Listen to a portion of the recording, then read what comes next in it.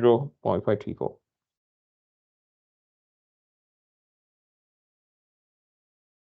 Pounds per square inch. Okay. So that's done. And then the next point we want to do is point B. So again, define what's your Y. So Y, right, at point B, the Y distance is what? It's also 1. Okay.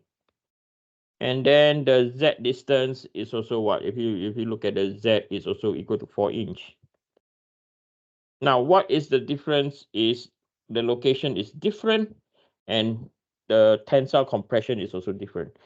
So stress in the X direction at point B is equal, again, just write down My over Iyy multiplied by Z, Mz over Izz multiplied by Y. Okay.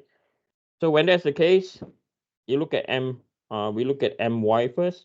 So the moment about Y at point B, right? So relative to the moment, the vertical line that you see down here that I'm highlighting now, right, is under compression minus. And then Mz, if you look at Mz at point B, okay, I'm circulating point B in dark, is below the Mz line, okay, so it's under tensile, so it's positive. So this will be equal to minus 3420 multiplied by 4 divided by 64. Now this changed to plus 9397 multiplied by 1 divided by 88. So this will be equal to minus 213.75 plus by 106.784. And then finally, so minus 213.75 plus 106.784 is also in compression mode. So minus 106.966 psi. Okay, so once you got the moment vector, right, it's so easy now. Okay, you don't need to remember plus or minus, or can't remember whether it's plus or minus. So straightforward now. And lastly, at point D, right, point D, Y. So at point D, so this is our point D. Okay, so the Y distance at point D is what? 4, right? So this is 4 inches. And now the Z, if we were to look at Z at point D, right? So Z, the centroid is exactly on point C. Yes or no? The centroid is exactly at point C. So point D, the Z direction is equal to 0 inches. Okay, so this is equal to 0 inch. So from here, you know one term will be equal to 0, right? So stress X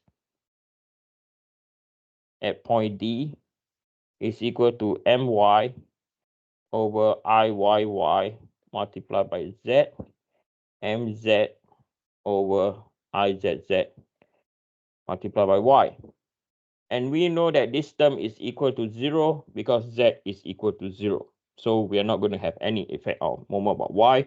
Whereas moment about Z, we are going to have a tensile, right? Because this is point D, we are going to see a tensile load.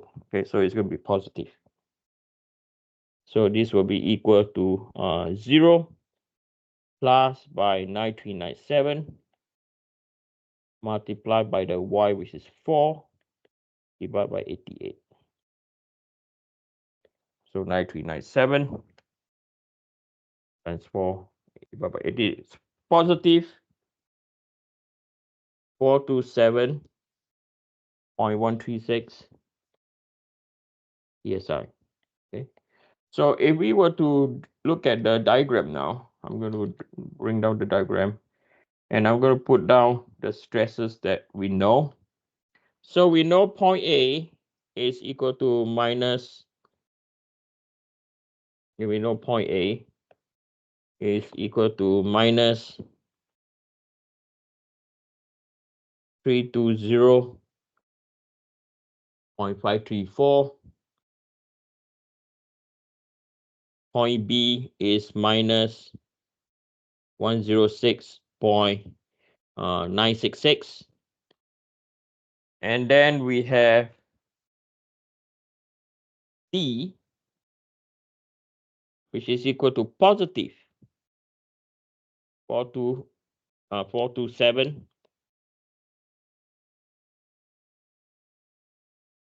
427.136 psi.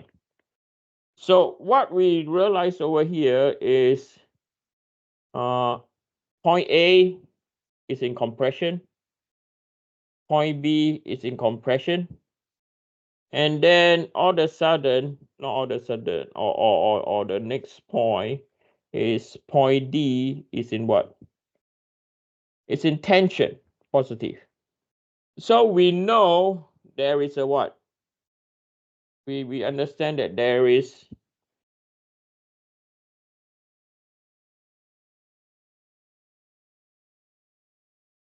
a neutral axis, a neutral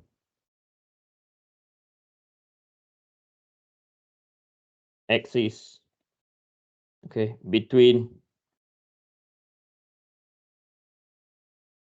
point B or no, there's the neutral axis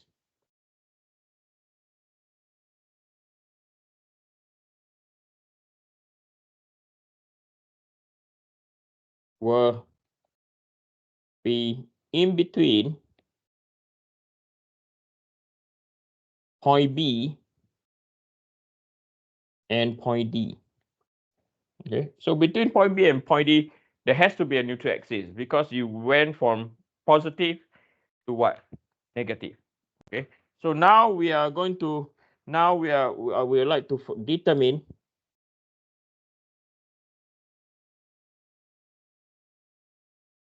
the position of the neutral axis.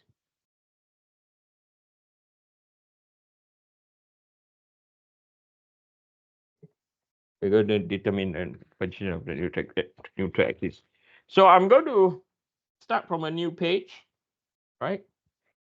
So we know that the structure is under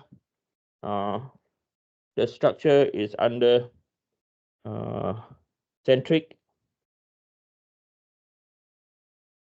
unsymmetrical,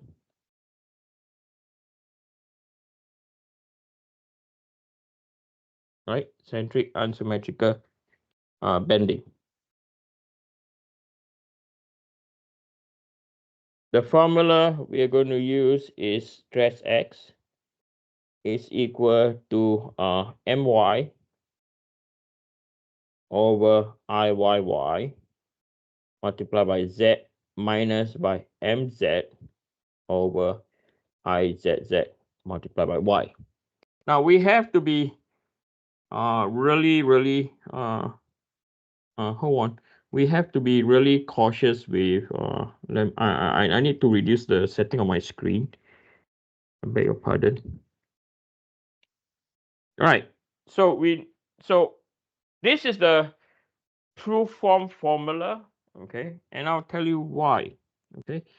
So this formula is only true, right? Or not. Okay, I won't say this formula, but this formula is based on a diagram, okay, looking like this. Okay, so I'm sketching the diagram now. Sorry, not the diagram, the transformation, okay, the axis. So we have this axis over here, and then we have another axis over here, right? So the positive that is going up, this is our what? Y. And then the Z is going in the what? In the opposite direction, right? Usually up, right, is positive. Down is what? Negative. But the Z going towards the left is what? Positive. Going towards the right is what? Negative. Right? So this is the reason why MZ is negative. Because we know the true form of the transformation is Z positive should by right to be going onto the what? To the right hand side, not the left, right? But we draw the transformation this way. That's why MZ is negative. Okay. Now, the next thing I want you all to observe is the moment vector is always pointing from the center out. Okay.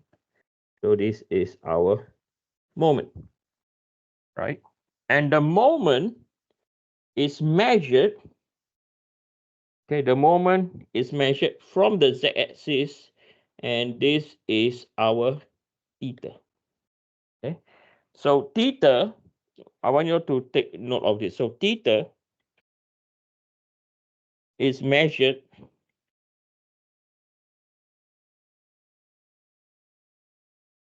starting from the z-axis, first of all. And if you look at this now, right, clockwise for theta, clockwise is positive, okay, and theta counterclockwise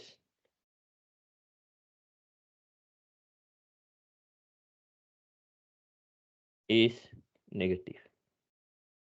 Okay, so anything going clockwise is different, right? It's not based on right hand rule. Anti-clockwise is what? Is positive. But for this case, where the moment is, theta is what? Positive when it's going clockwise. So it's different. So I want you to observe this, okay? So I'm going to call this equation number 1. So we know that at the neutral axis.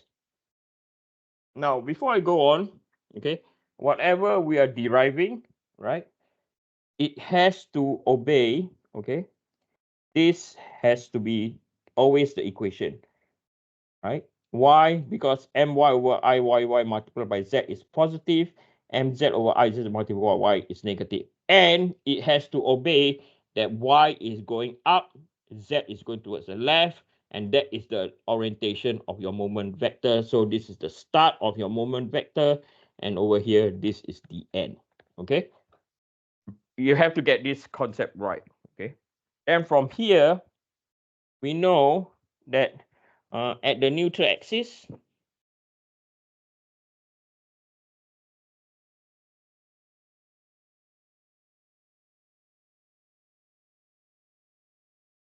okay, at the neutral axis, we know that stress x is equal to 0. So therefore, equation 1 becomes, right? So this is 0. This is equal to my over iyy multiplied by z minus by mz over izz multiplied by y. Okay, so you can so this is our equation number 2. Rearrange this a bit. We have my over iyy multiplied by z is equal to mz over izz multiplied by y, right? So we know, note that tangent theta, right? So tangent theta is what we have done. What we have done over here is tangent theta. So we know that tangent theta is equal to my, right? Is equal to my over mz. Okay. So we are going to rearrange equation 2 or equation 2a, right? So from equation 2a,